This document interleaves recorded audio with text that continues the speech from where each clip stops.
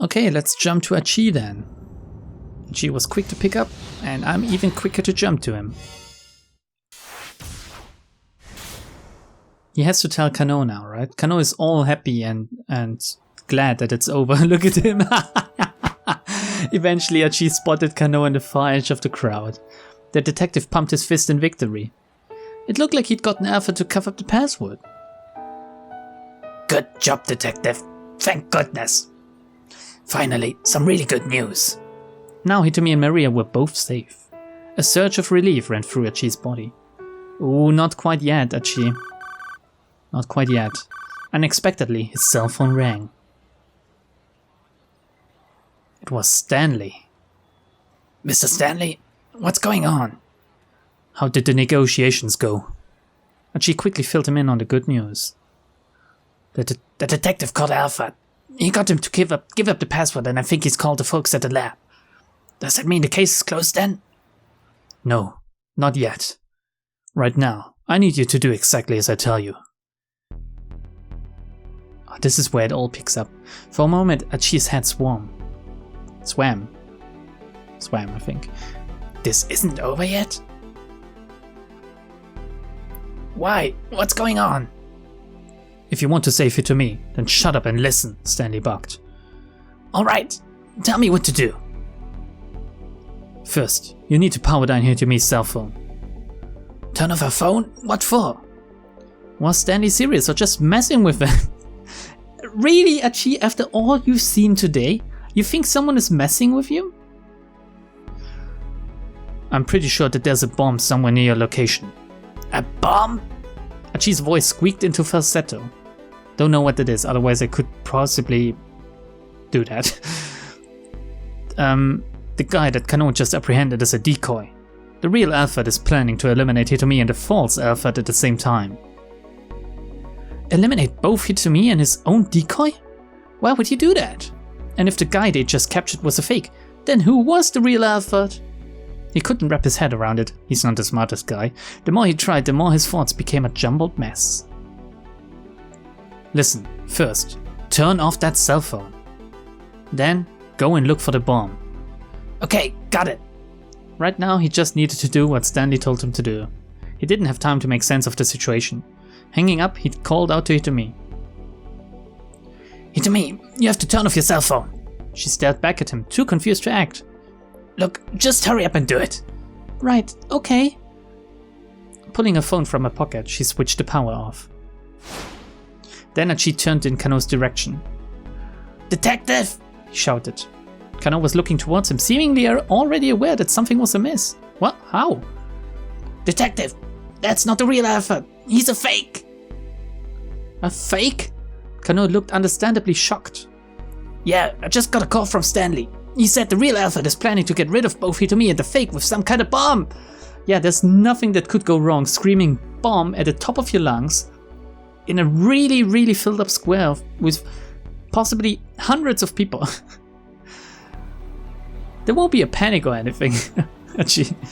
Kano hurriedly turned back to the fake Alpha and began a fresh barrage of questions.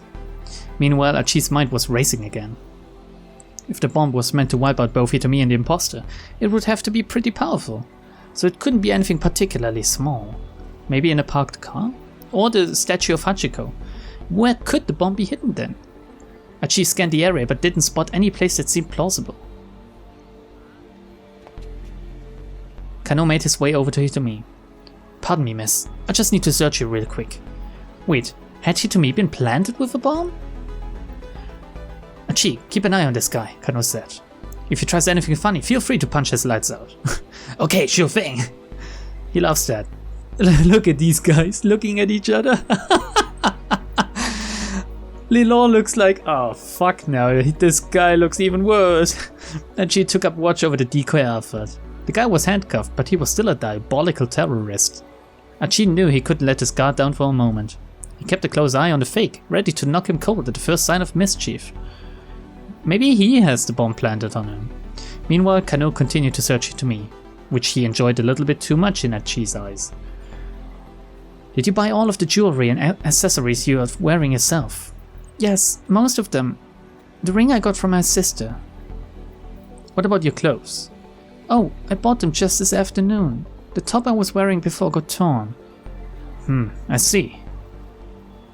Then as Kano continued his search, he cried out suddenly in realization. Ooh. What was that? Oh, I think that was it was over on my side, sorry. Hitomi, you have to give me a cell phone. It's a bomb! JC, it's a bomb! Can there really be a bomb with an explosion that big in a cell phone that small? This is crazy. Hitomi hurriedly pulled out his cell phone and handed it to Kano. Achi looked on in alarm as he realized the detective was going to turn the phone on. Stop! Don't turn that thing on! Kano froze at Achi's sudden shout. Oh, he doesn't know yet. He just knows there's a bomb, but he doesn't know that it has possibly to do with that? Why not? The detective quirked a quizzical eyebrow. I don't know. It's just what Stanley said. He told me to make sure a phone stayed off. The blood drained visibly from Kano's face. Quickly pulling out his own cell phone, Kano dialed up the police. He launched into a discussion involving a lot of cop jargon that made no sense to Achi. But one thing seemed clear. Hitomi's phone itself might be the bomb. But wait. Achi found himself doubting the phone bomb idea. If Hitomi hadn't brought a cell phone with her, what would have happened then? Would that just mean there would be no explosion here? Yeah. According to Stanley's theory, that's it. It needs Hitomi's ringtone. He didn't buy it. Surely Alfred would have thought of a way to eliminate Hitomi and the decoy crook, whether she had a phone on her or not. It was too worrying a prospect to ignore. Achi waited impatiently for Kano to hang up, then asked, Well, what do we do? For now, just let me handle this. We don't know when or how this thing might explode. You guys get out of here. That's not it. It's not it. Kano set the cell phone down on the ground and started to put some distance between himself and it. Achi followed after him, dragging the fake Alfred along.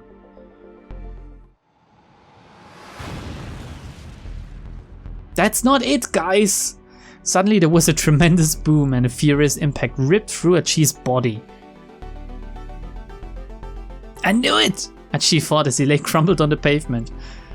Hitomi's cell phone was powered off. So it couldn't have been the bomb. Something else must have exploded instead. It was the last thought Achi ever had. What a scrub. How many times did he die today? Must be in the double digits now. Number 76, the bomb explodes. Okay, so we have to jump back and forth. What kind of jump is this? This is the jump to Kano. There's a jump to Stanley right after picking up the phone, so we're gonna do that. Maybe Stanley can shine more light on it and can further think about it or stuff. Who knows? It was Stanley. There we go. Let's jump over. Damn, will this game be done by 8 PM or 9 PM or how much longer is it? This last part is incredibly long, somehow. Please, don't let me be too late. He muttered to himself as he waited for the call to connect. Achi was quick to pick up. Mr. Stanley? What's going on? How did the negotiations go? The detective called Alfred, Achi replied heavily. We got him to give up the password and I think he's called the folks at the lab. Does that mean the case is closed? No, not yet. Right now I need you to do exactly as I tell you. We've read this from Achi's perspective. There was a pause before Achi responded.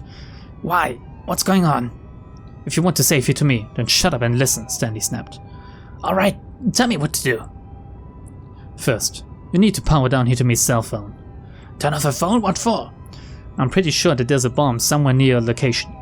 This should have tipped you off, Achi. There's a bomb somewhere near your location, but he doesn't tell you that it's the cell phone. He just tells you to turn off the cell phone.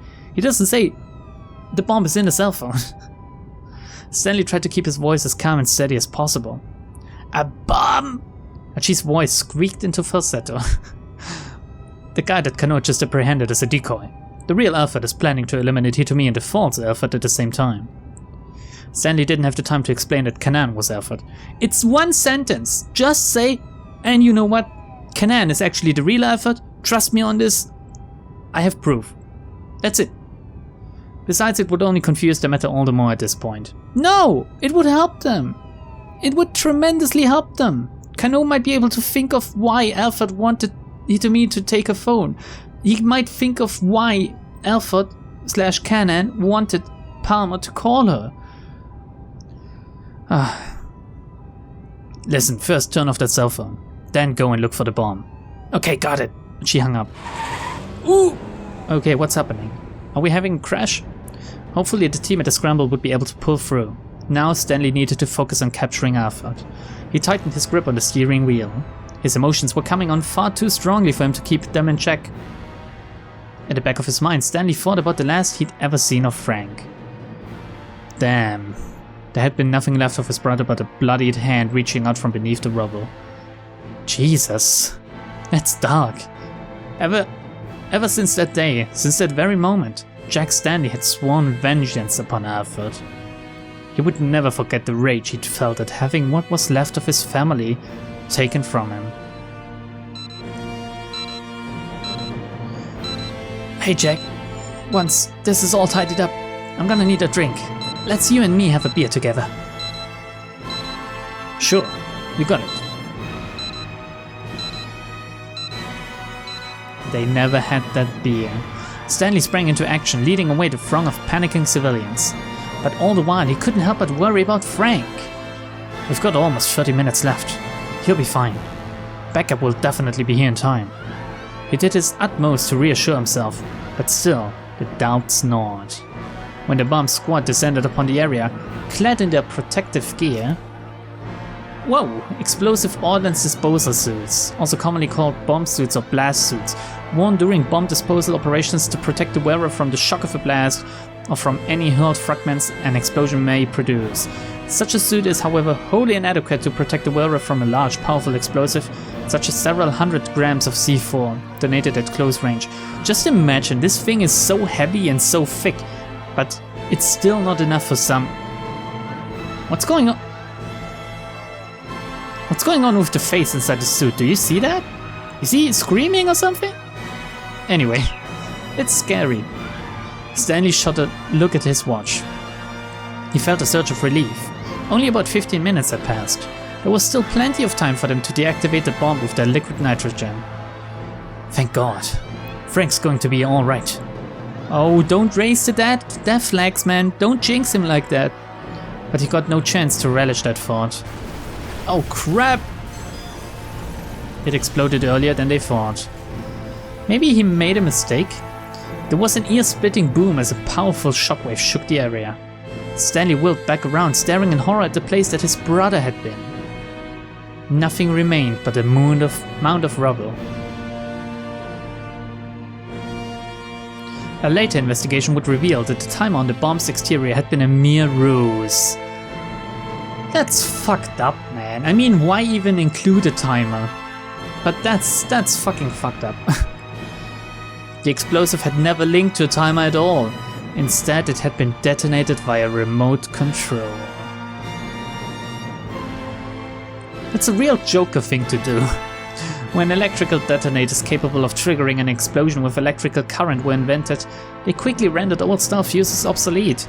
In the modern day, many terrorists use small electronics such as cellular phones and keyless entry remotes for cars as explosive triggers.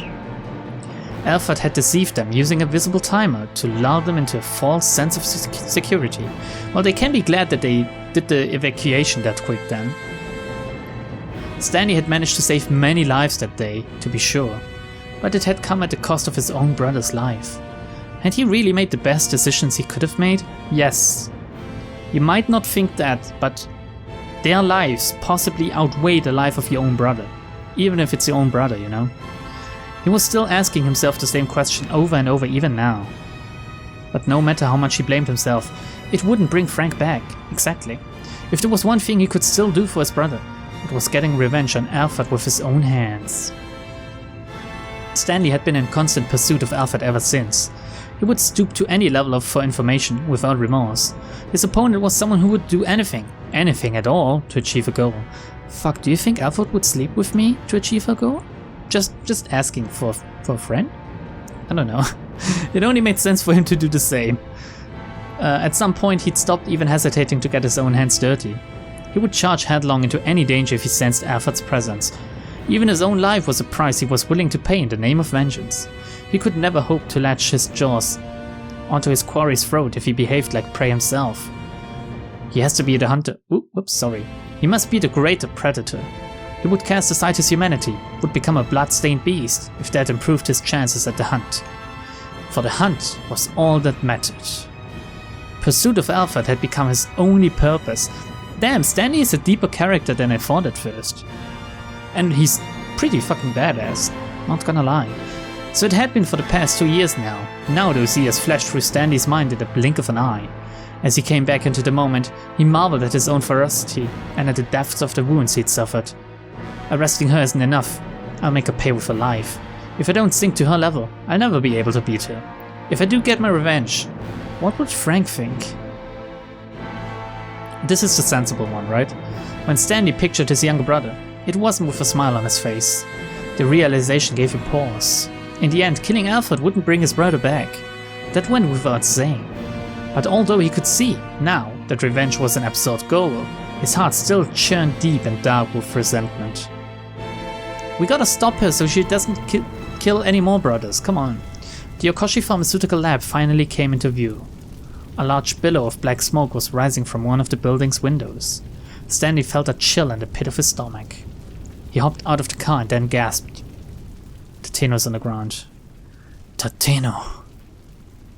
Oh fuck, so it's canon that he dies. Or maybe we're on a bad end here? The detective was sprawled face down on the ground outside the laboratory gate, his gun still in his hand. Blood had pooled around his head. He's done. He'd been shot at close range. Death would have been instantaneous. It's the only saving grace. All too late, Stanley felt the full weight of his mistake. Tateno had gone up against an opponent who was out of his league and had gotten himself killed. And Stanley had put him up to it. He should never have let Tateno try to handle the situation on his own. He should have done whatever it took to stop the detective. There must have been some way he could have averted this disaster. Is this a hint already? Are we on a bad end? Saving Maria is a top priority, isn't it? Is this the sentence we shouldn't have said? That's right. There had been no hesitation in Tateno's words. Stanley had known how badly the man wanted to save Maria. That's why he deferred to the detective's judgment. Now he was faced with the results of his own naivety. The smoke pouring from the building showed no signs of diminishing. In all likelihood, the lab had been destroyed with a bomb. Alfred's plan had run its course before Stanley had even got there. He couldn't forgive himself for having been so thoroughly outwitted. Nor would he ever forgive Alfred for what the terrorist had done. Anger erupted inside him, raging like hellfire, driving him on to action. Death would be too kind a fate for Alfred. Now more than ever before the thirst for vengeance consumed him. Ooh. Oh crap. Whoops. But even as he began to stalk towards the laboratory, a bullet caught Stanley in the abdomen. For a moment, he couldn't process what had happened. There was an intense searing pain that spread through his gut. Warm liquid began to soak through his shirt. Then a figure emerged from within the smoke. Beautiful, beautiful Alfred. I've been waiting for you to show up, Jack. Another bullet tore through Stanley's body. Time seemed to slow for him. Oh, he's entering bullet time. He watched the spray of blood scattering like a crimson mist. Alfred. Stanley hissed a word through clenched teeth. Out of pure stubborn spite, he managed to stay on his feet, tottering towards his foe. He raised his gun. Damn, son! How many times do you plan to shoot her? Are you even hitting? He didn't stop pulling the trigger until the very moment his world went dark. That's a good end for Stanley, I think. But a bad end for the game. Number 82. Defiant. To the last. Bam, bam.